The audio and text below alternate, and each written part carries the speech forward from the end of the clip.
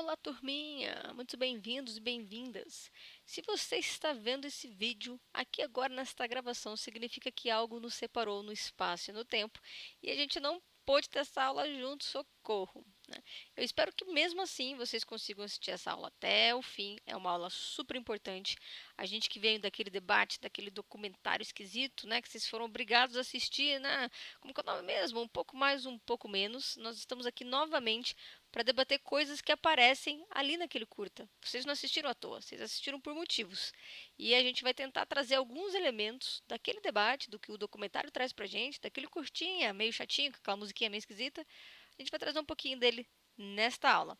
Espero que na próxima a gente possa estar juntos, que tudo dê certo para que a gente esteja ao mesmo tempo conversando verdadeiramente e o debate flua melhor. Beleza? Por enquanto é o que tem para hoje, né, gente? Fazer o quê? Fica aí com a nossa aula. Vou começar aqui. O curta que vocês assistiram, um pouco mais, um pouco menos, ele traz uma série de dados, né? E vocês tiveram que responder algumas questões sobre isso. E as últimas questões, a gente estava perguntando o seguinte, né? O que você sentia ao ler determinadas frases, né? Então, vamos lembrar, né? Era uma pessoa morreu de Covid, 250 agora, né? 1.000 pessoas morreram de Covid e minha mãe Marcela morreu de Covid. E cada uma dessas frases, teoricamente, vai despertar sentimentos diferentes. Cada um pode sentir alguma coisa um pouco diferente. Quando eu falo uma pessoa morreu de Covid, pode até dar uma relação de indiferença, né? Algo que não chega até mim, eu não sinto nada quando eu escuto isso. Quando eu falo 250 milhões de pessoas milhões, eita, nós, aí já é demais, eita, 250 mil pessoas morreram de Covid, a gente também tem um sentimento. Pode dar um pouco de ansiedade, eu pessoalmente sinto ansiedade quando eu escuto essas estatísticas. Pode dar também um pouco de medo, ou, de novo, pode gerar indiferença, né? Tipo, se uma pessoa morreu e 250 mil morreu, então tá morrendo gente pra caramba, né? Mas todo dia morre gente. Algumas pessoas aí nas políticas da vida têm sentimentos de indiferença em relação a esses números. Mas quando eu falo a minha mãe Marcela morreu de Covid-19, talvez isso se sensibilize mais, né? A gente consiga sentir um pouco mais de tristeza, um pouco mais de luto, né? Para quem fala essa frase, então, imagina, é uma dor absoluta. Por que trabalhamos com essas questões, né? Porque eu queria que, ao assistir o documentário, né, o curta, vocês sentissem essa relação entre ser um indivíduo, ser uma pessoa, mas que ao mesmo tempo pode ser contado, quantificado. Nós somos números, né? Nós somos estatísticas. E aquele curta ele mostra isso, né? Uma série de dados. Vocês se questionaram se vocês estavam naqueles números? Quando, por exemplo, o curta fala 86% dos jovens está com mau humor, vocês se colocaram nesse dado aí? Além desses números, né, desses sentimentos, eu queria que vocês olhassem para os números com um certo ar mais humanizado. Quando a gente fala de estatística, que é o tema nosso do bimestre, né, trabalhar com dado, trabalhar com uma série de números, a gente pode cair numa desumanização. 250 mil pessoas morreram de Covid. A gente não sente isso. E na minha opinião, isso é problemático, né? Porque quando a gente desumaniza, quando a gente transforma as pessoas apenas em números, a gente está transformando as pessoas em coisas, em objetos. Nós vamos trabalhar daqui até o finalzinho aí do bimestre com uma série de números. E eu gostaria muito que em todos esses números vocês pensassem na Marcela, na mãe que morreu, né? Pensem que todos esses números afetam a vida diária das pessoas. Quando eu falo de expectativa de vida, quando eu falo de taxa de mortalidade, quando eu estou falando de índice de Gini, cada um desses números, eles não são apenas dados, né, quantificados, são também, mas eles são a realidade da vida das pessoas, né? E pode ser bem cruel esses números, ok? Então, sim, só para a gente retomar esse vídeo que a gente assistiu e começar bem a nossa aula. A gente vai aqui tentar entender alguns termos da demografia. A demografia é um tema que costuma cair bem nos vestibulares, né? O que a gente chama de geografia da população ou sociologia da população, né? Estudos populacionais. Grafia vem de descrição e demo, né, vem de povo, né? Democracia é o poder do povo. E a demografia seria a gente descrever esse povo. Qual é a faixa etária, com quantos anos eles morrem, com que doença, né? Então a gente vai olhar para esses números. É um pouco complicado, vamos dizer assim, pode ser um pouquinho chatinho, mas é super importante, tá bom? E cai bastante no vestibular. Então, quando a gente fala de demografia, né, dessa descrição, a gente vai falar sobre faixa etária, sobre o conceito racial, sobre migração, distribuição da população pelo território.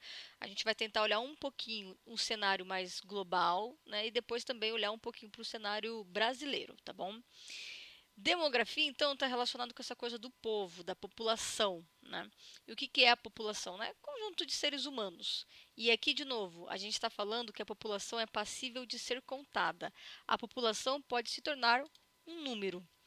Para debater um pouquinho essas questões, eu trouxe aqui uma frase de um geógrafo chamado Rafestan. E ele coloca assim, ó: se a população pode ser contada, implica que dela podemos ter uma imagem relativamente precisa, ainda que essa imagem, um número, não possa ser, como não é, estável, pois se modifica o tempo todo. Olha só, se eu fosse calcular quantas pessoas tem no Brasil hoje, possivelmente quando terminasse, né, de contar, ia demorar um pouquinho, a nossa contagem já estaria errada, porque já teria nascido mais pessoas e morrido mais pessoas e a população brasileira já seria outra. Então, esse número que a gente vai olhar, né, esses índices, eles são sempre instáveis, eles sempre se modificam. E aí a gente pode se perguntar, então por que que os povos, né, por que que a gente começou a fazer recenseamento, né, a gente começou a fazer censo, por que que a gente começou a contabilizar a população? Se a gente olha lá na história, a gente vai ver que desde a antiguidade, com os romanos, com os persas, eles já tinham essa preocupação muito por uma questão de dinheiro, né, cobrar impostos, né. Então, olha só, vocês são livres aí para cultuar seus deuses, fazer suas coisas, mas vocês têm que pagar meu impostinho, né? É o que os persas falavam. Então, eles começavam a fazer esses censos, né, para poder ter a quantidade de população e também ter uma precisão maior do quanto que eles vão ter de impostos, né, o quanto que eles vão ter de dinheiro. Mesmo muito parecido com os romanos. A característica desses dois povos, então, é que eles tinham um território grande, né, para a gente ficar com esse exemplo, eles tinham um território relativamente grande, eles conquistaram áreas que iam para muito, muito além do que eles tinham originalmente, e eles tinham que ter um certo controle. Então, o recenseamento, contabilizar a população, saber quantos anos elas têm, se é homem, se é mulher, isso dá uma margem de poder aos estados. Passando da antiguidade, os censos eles começam a ganhar força no momento histórico que a gente chama de formação dos estados-nação. Nem sempre a Alemanha foi Alemanha, assim como nem sempre o Brasil foi Brasil, né? O Brasil a gente tinha povos indígenas que eram autônomos, que nem sequer se conversava, a gente tinha milhares de povos aqui autônomos indígenas até que chegaram os portugueses. A gente vai ver isso melhor, né, mais para frente, também é conteúdo desse ano. Mas aí chegam os portugueses, eles ocupam o território, um período, né, por um momento, é só daqui para cá do Tratado de Tordesilhas, depois, não, vamos um pouquinho mais para lá. Até que a gente vai consolidando as nossas fronteiras, né? Tipo, ó, pega um pouquinho do Acre, pega um pouquinho do Uruguai, perde um pouquinho também, e assim vai. Os europeus, eles também passaram por isso, né, por esse processo de formação. Então, antes da gente ter esses estados-nação consolidados, a gente tinha uma série de feudos, né, até que eles passam a falar, meu, não, eu quero ser país agora, vou ser país. Né? Não é assim que funciona, mas bem resumidamente, vamos ficar com esse exemplo horrível para os professores de história. Então, tá lá a Alemanha falando que ela é Alemanha, a Itália falando que ela é Itália, a Espanha falando que ela é Espanha. É ali, naquele momento que surgem os países, surge também os censos, né? A gente viu que tem uma questão de poder e de controle, né? E também de dinheiro, sempre. Os Estados-nações, né, ainda mais hoje em dia, eles usam o censo, né, e o recenseamento também para outras coisas. E essa palavrinha é muito importante, muito boa para a gente usar lá naquele finalzinho da redação do Enem, que a gente tem que dar uma proposta, né, do que fazer na redação do Enem. Então, tem sempre que consertar o problema social, né, como se fosse super fácil fazer isso. Que é a palavrinha que é a seguinte, ó, políticas públicas, né, palavra bonita, palavra formosa. Então, a gente precisa ter políticas públicas. O que, que o Estado, o que, que o governo faz com os números? Né? Então, veja bem, a quem servem essas estatísticas? Ao governo, ao Estado. Ele vai olhar para esses números, ele vai pensar em políticas públicas, de como melhorar a situação ali que aquela estatística está apresentando. Então, se eu olho, por exemplo, o curso de informática, né, e eu vejo que eu tenho mais homens do que mulheres naquele curso, o que, que eu vou fazer? Né? Eu contabilizei lá, olha, 65% dos alunos de informática são homens. E apenas aí sobra o quê? Não sei quantos por cento são de mulheres, né? O restante é de mulheres. E também nessa porcentagem, apenas os homens abrem as câmeras. As mulheres não abrem as câmeras nas aulas remotas. Olhando essas estatísticas, né, eu posso chegar numa ideia, numa hipótese. Olha, as mulheres não têm tanto acesso assim à informática. Então, eu, enquanto governo, enquanto Estado, olhando esses números no ano que vem, eu vou aplicar políticas públicas, né, para tentar diminuir essa desigualdade de gênero. Então, eu vou investir em workshops, concursos, né, para mulheres gostarem de informática e irem para a área da informática, sim, né? Então, olha só, e atenção, um momento assim único, né, que a professora de humanas vai falar o seguinte: os números são fundamentais, né? Se eu não tenho números, se eu não tenho dados, se eu não tenho estatística, e a estatística é uma ciência, é um ramo dentro da matemática, eu não consigo fazer política, eu não consigo governar o meu país. Então é fundamental a gente ter essa contagem, ter essa estatística. Por exemplo, a Coreia do Sul conseguiu controlar o Covid-19 lá naquela região porque eles faziam testagem massiva. Não precisava ter sintoma para fazer o teste de Covid-19, muito diferente do Brasil. Então, eles testavam todo mundo. Ao testar, já mandava ficar em casa quem dava ali positivo. E eles tinham um dado, eles tinham uma estatística. A partir desse número, eles conseguiram controlar muito mais, ter muito mais o quadro da realidade. Os números, então, olha só que interessante, eles são abstrações, os números são abstratos, mas eles são o que a gente mais próximo vai ter da realidade. Eu posso não ter a população exata agora do Brasil, se eu contar ela aqui, porque vai morrer e vai nascer gente. Mas eu vou ter uma proximidade do real, que se eu não contasse, se eu não tivesse essas estatísticas, eu não chegaria nem perto, né? Então as estatísticas são começou lá, surgiu por uma questão de poder, uma questão de controle do território, né? Surgiu. Mas hoje as estatísticas são fundamentais para a gente conseguir fazer políticas públicas, né? Para a gente conseguir governar, né? Então, defendam o IBGE, que é o Instituto Brasileiro de Geografia e Estatística, e defendam, por exemplo, também o censo de 2020. A gente também vai debater isso melhor mais para frente, que está super ameaçado, né?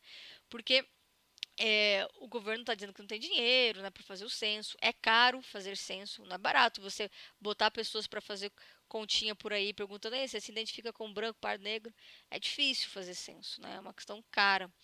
Então exige um investimento do governo. Mas de novo, o governo que não tem essas estatísticas, ele está cego. É tipo assim, olha, eu vou investir aqui para curar a dengue, mas as pessoas estão morrendo de, sei lá, sarampo. Não faz sentido, ok? E como é que eu vou saber disso? Se eu tiver dados, se eu tiver números, quem é que morre de sarampo, quem é que morre de dengue, quem é que morre de covid, e aí eu vou pegar uma parte do meu dinheiro, né, que eu sei quanto que eu vou receber, porque eu também tenho isso contabilizado, e vou investir uma parte do meu orçamento para tentar curar, né, para tentar sanar esses índices altos dessas doenças, né? Então é isso, sem número, sem dado, sem estatística, não tem governo, não tem Estado. Os números são sim importantes e quem falar o contrário está errado. Eu nego, eu nego. Sempre gostei dos números, claro. Vamos debater agora a última questão lá da semana passada, do um pouco mais, um pouco menos. E o que essa questão falava? Sobre a expectativa de vida, né? E eu perguntei assim para vocês, como que a gente faz para chegar nesse dado, né? Como que eu faço para saber qual é a expectativa de vida? Algumas viagens mais para lá, algumas viagens mais para cá, mas a verdade é que a expectativa de vida, ela é uma estimativa, ok? Ela é certa? Não necessariamente, né? Eu posso, por exemplo, ser muito saudável e sofrer um acidente, cair, bater a cabeça, pá, morrer. Então não significa que porque a expectativa de vida de um país é 75 anos que eu vá viver 75 anos. Aí vai depender do destino, da sorte, né? Outra coisa importante sobre a expectativa de vida, né, é que eu preciso manter as mesmas condições de nascimento. Então, por exemplo, né, para chegar nesse número, eu vou contar a média de mortes do ano anterior. Eu nasci em 1991, tenho falado para todo mundo, né, que se esse ano passar o Covid, né, lá em agosto vai rolar uma super festa, todo mundo convidado. Se não passar, a gente passa chorando de novo, né, fazer o quê? Mais um ano chorando sozinho no banheiro, mas faz parte. Então, lá em 1990, fizeram as contas, né? E olha só, a média de pessoas, né? A média da idade das pessoas que morreram, vamos supor, eu não sei esse dado, deveria ter pesquisado para essa aula, mas não sei. Vamos supor que é 65 anos, tá bom? Mulheres da mesma renda, da mesma faixa etária que mesma faixa etária, da mesma renda que eu, da mesma classe e da mesma cor, né? Então, essas mulheres aí parditas estavam vivendo 65 anos lá em 1990. Então, quando eu nasci em 1991, eu tenho uma projeção de vida aí, ó, para viver o quê? 65 anos. Só que as condições de vida, vamos supor, estão mudando, né? A gente está reduzindo a desigualdade social. Sonho meu. Vai buscar quem mora longe, sonho meu. A gente está conseguindo ter mais acesso à saúde, né? Vamos supor assim, a vida está melhorando pra caramba, as coisas estão só melhorando, pá. Então as condições de vida do meu nascimento mudaram. Então talvez, de vez de eu viver 65 anos, eu vá viver 75 anos, que é mais ou menos a expectativa de vida do Brasil hoje. Coisa boa, hein? Ganhei 10 anos de vida, hein? Coisa maravilhosa. Mas o contrário também pode acontecer, certo? Então, de vez a gente melhorar, a gente pode piorar. E aí, de vez a minha expectativa de vida subir, de vez eu viver 65 ou 75 anos, ela pode cair para 60 anos. Então, esse dado da expectativa de vida, ela é sempre uma projeção, né? Ela sempre está mudando, né? Nunca é estável, mas ela ajuda a gente. Para que o governo pode usar um dado de expectativa de vida? Por exemplo, ele pode usar esses dados para fazer o cálculo de quanto que ele vai gastar, né, com a aposentadoria, porque eu vou ver quantas pessoas vão se aposentar e quanto mais ou menos elas vão viver, né? Então eu vou ver aí qual é o orçamento público que eu preciso destinar para pagar os aposentados, né? Esse é um exemplo. Se a minha expectativa de vida está baixa, eu preciso fazer outras pesquisas para descobrir o porquê que ela está baixa. O que está acontecendo com o meu país que faz com que, ou o meu estado, ou o meu bairro, né, ou minha cidade, que faz com que a minha expectativa de vida esteja baixa? É falta de saneamento básico? É falta de alimentação? Então, o Estado, o governo e até organizações maiores podem usar essa expectativa de vida para que mesmo? Para que mesmo? Expectativa de vida para hã? Políticas públicas. Isso mesmo, política pública. Tudo é para política pública, gente. Coisa boa. Né? Então, esse dado ele é muito importante. Vamos pegar aqui dois exemplos extremos. Né? De um lado, o Japão, que é o país com a maior expectativa de vida do mundo. De vez em quando fica ali, lado a lado com a Suíça. Né? Tem uma briga aí com quem vai ficar o top de linha. Mas o Japão é o maior e a Serra Leoa é o menor. A menor expectativa de vida. Então, olhem para esses corações, porque eu fiz eles bonitinho, coloquei um por um aí para ficar fofinho, né? Olhem para esse coração, olhem para esse slide, dá valor aí para esse slide da professora. No Japão, as mulheres, né, representadas aqui pelo símbolo da mulher, e aqui os homens do símbolo dos homens, ou o símbolo do feminismo e o símbolo do Volvo, né, aquela marca de carro também usa o símbolo masculino aí, porque eles são machões. As mulheres no Japão vivem em média 86 anos, né, e os homens 82. Já lá na Serra Leoa é 50 anos e 49 se você for um homem. Olha só a diferença. Se você nasce num lugar ou no outro, a diferença é de quase 30, não, é isso, né? 36 anos de diferença. É ano pra caramba, né? Imagina, claro que não é assim que funciona, né? Mas o destino, você nasce lá na Serra Leoa, a sua expectativa é 50, né? O seu destino é esse. E se você nasce lá no Japão, o seu destino é 86 anos, né? Por que essas diferenças tão discrepantes entre o Japão e a Serra Leoa? Porque o Japão é um país desenvolvido, com acesso, né, muito maior à saúde, a médicos, a medicamentos, à própria alimentação. É um país menos violento. Tudo isso faz com que a expectativa do Japão aumente. A gente até poderia associar a expectativa de vida com qualidade de vida, né?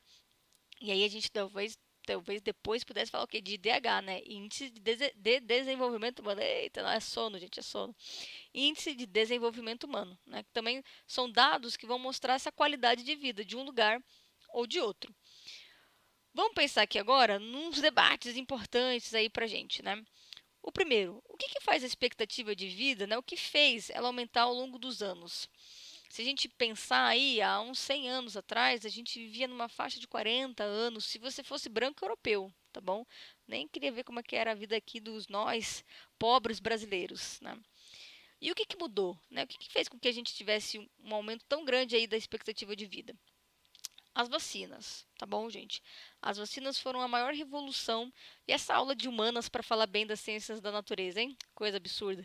Mas se não fossem as vacinas, a gente não teria a expectativa de vida que a gente tem hoje, em lugar nenhum do mundo. Porque a gente morria de doenças extremamente contagiosas, né? Isso faz a gente lembrar de uma outra doença, né? A gente que está aí vivendo esse filme apocalíptico, pós-surrealista, horrível de ficção científica maluco. Covid-19, né? O Covid-19 tem reduzido a expectativa de vida no mundo inteiro. Então, até assim, professora, morre quem é velho, né? Já ouviram falar dessa lenda, né? Morre quem é velho, que tem 90, 100 anos. Nem importa mais, já estava ali na expectativa de vida. Foi-se o tempo, viu, galera, que era assim. Agora o Covid, com essas novas cepas, ainda mais no Brasil, mata gente com 30 anos, com 20 anos, com 40 anos. E o que, que acontece com a nossa expectativa de vida? Com a expectativa de vida do país, quando a gente tem 250 mil mortos ao todo? A gente puxa a expectativa de vida lá para baixo, né? Então lembra que eu falei? A expectativa, ela se mantém se a gente manter as condições de vida daquela época. A gente não está mantendo. Quando eu nasci em 1991, não tinha Covid. Agora tem. Então, talvez a expectativa de vida do ano que vem, quando a gente for fazer as contas, né, seja uma expectativa menor. Algo que não acontecia fazia um tempinho, tá bom, gente? A gente estava sempre aumentando a expectativa de vida. E agora a gente está com ela decrescendo. Vamos pensar também o que, que gera as diferentes expectativas, né? A gente falou, olha, entre o país desenvolvido e o subdesenvolvido, quais são as diferenças. Mas vamos pensar também aí entre homens e mulheres. Vocês repararam que as mulheres vivem mais do que os homens, né? Por que será? Alguns estudos da ONU, né, vão falar que na América Latina a diferença entre homens e mulheres é mais ou menos de 6 anos de idade. Né? Então, as mulheres vivem em média 6 anos a mais do que os homens. E os motivos? A masculinidade tóxica. Eu sei que quando a gente debate feminismo, a gente logo lembra das mulheres, a gente pensa na luta, né, porque do feminicídio, né, e não está errado, acho que é isso mesmo, a gente tem que falar dessas coisas, tem que falar de mulher quando fala de feminismo. Mas não dá para dizer que os homens eles só têm vantagens com esse sistema, né, embora eles tenham aí uma relação de poder. Os homens também sofrem, vamos usar aqui algumas aspas, né? E esse sistema de masculinidade tóxica, né, o patriarcado, ou misoginia, ou machismo, os termos que vocês quiserem usar, eles fazem com que os homens, por exemplo, vão menos ao médico, né? E não é só aquele exame de próstata que os homens têm muito medo de fazer, né? A gente está falando de modo geral, os homens vão menos ao médico, eles fazem menos check-ups, eles fazem menos exames, né? E isso contribui bastante para que a expectativa de vida deles caia, né? Eles se alimentam pior, né? Então, muita gordura, porque o homem gosta de comer carne, né? Então, o que, que acontece? Cai a expectativa de vida. O seguro de carro, né, para homens e mulheres tem valor diferente, porque os homens, ainda mais os homens jovens, né? Não estou falando que vocês são assim, mas os homens jovens, eles cometem muito mais acidentes de trânsito do que as mulheres. Então, o seguro de carro entre homem e mulher é muito diferente. As mulheres pagam menos, né? Porque os homens têm essa coisa do, vai lá, faz, né? Desde que a gente é pequenininho, os meninos são criados assim. Você consegue, vai lá, filhão, meu filho é corajoso, olha lá que corajoso. Não, meu filho pode fazer o que ele quiser, né? Essa coisa do incentivo ao homem ser mais impulsivo. Enquanto que a gente cria as meninas como, não, minha filha é bonita, olha lá como ela é educadinha, olha lá como ela é simpática, como ela é meiga, né, carinhosa. Isso faz com que as mulheres cresçam um pouco mais passivas, né? Isso também é ruim. Os dois casos é ruim. Tá vendo? Ninguém vai ganhar, ninguém vai perder, vai todo mundo perder, vai todo mundo sofrer, né? As mulheres com uma passividade excessiva e os homens com essa masculinidade tóxica. Eu posso, eu consigo, não sei o que lá, né? Briga, tá me olhando por quê? Você tá maluco, né? Já vai pra porrada, né? Então, assim, isso faz muito mal e isso diminui a expectativa de vida. Não tem nada a ver com os homens indo ao exército, mesmo porque a gente nem tem greve, nem tem guerra aqui no Brasil, né? Então, é muito mais por essa questão da expectativa de a masculinidade tóxica que afeta a expectativa de vida dos homens, tá bom? Isso é importante. A gente debateu, né, a diferença entre as classes sociais, então entre um país desenvolvido e um subdesenvolvido, e essa imagem também apareceu lá no curta pra gente, né?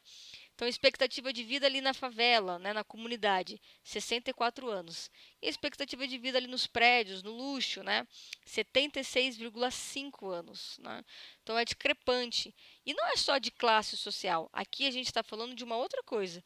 A gente está falando de diferença socioespacial. Né?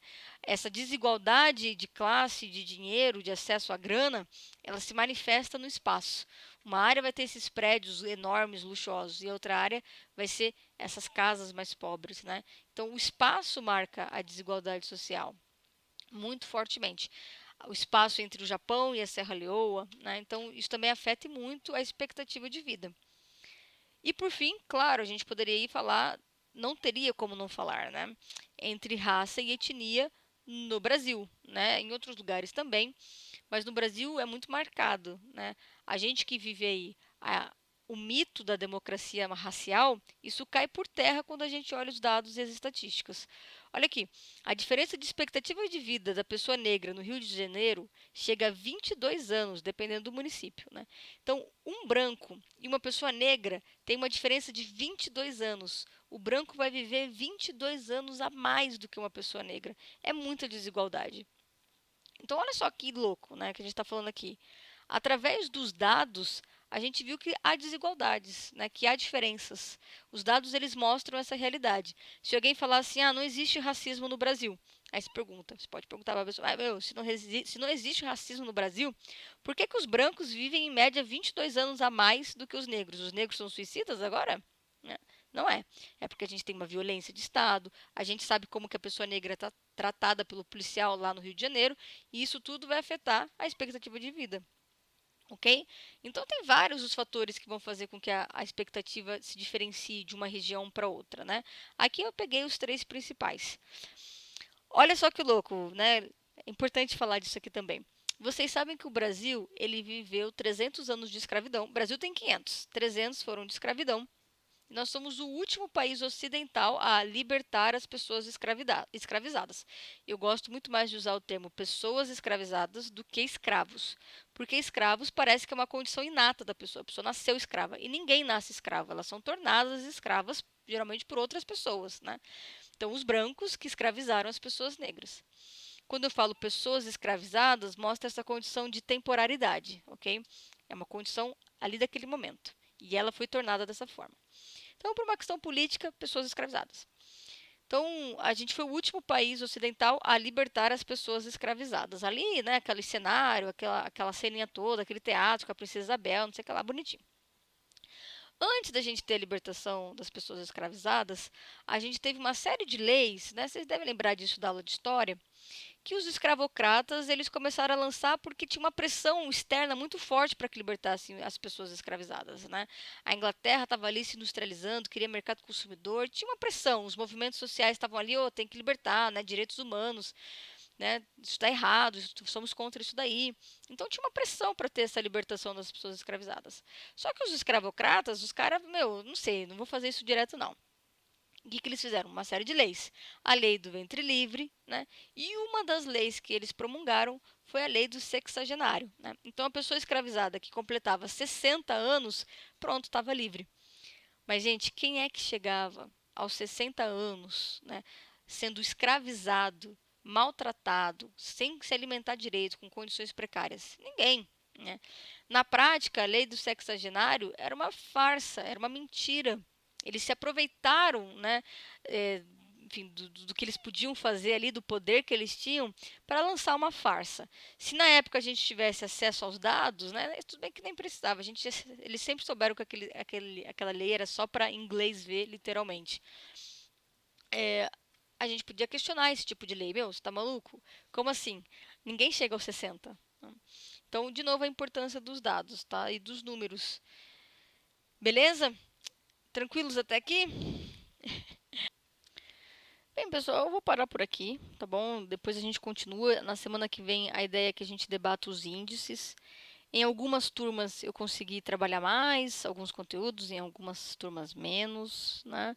Mas esse aqui é o debate essencial, ok? O debate que tem a ver com curta, um pouco mais, um pouco menos, e sobre essa coisa mais política dos números, né? Tratar esses números não só como os dados, como estatísticas, mas como pessoas, sobre a realidade e a vida cotidiana da população, ok? Então, vamos olhar ali sempre com o olhar das ciências humanas para os números, né? Tudo bem? Era a nossa ideia de hoje. Semana que vem tem mais, se tudo der certo, tá bom? Beijinho, beijinho, beijinho. Tchau, tchau.